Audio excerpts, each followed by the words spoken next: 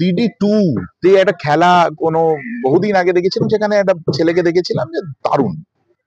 তো DD2 তে কিরকম খেলা হয়?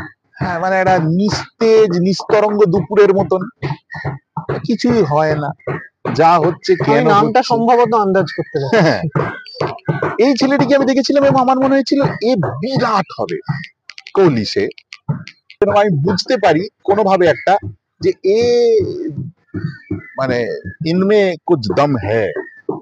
তো এইটা নতুন লেখকদের বা নতুন যাই সৃষ্টি করেন তারা, অভিনয়, আরে বাপরে কি সব অভিনেতা তারা।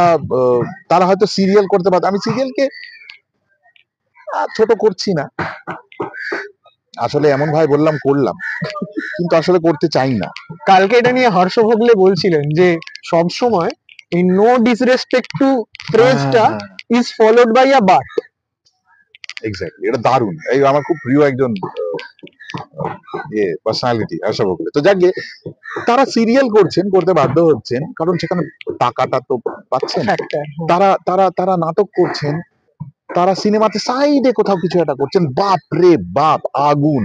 আমার লজ্জা করে যে আমিও স্টেজে আছি, সেও স্টেজে আছি, মানে তাকে ডিসরেসপেক্ট করা। এইরকম ছেলে মেয়ে ভুরি ভুরি আছে।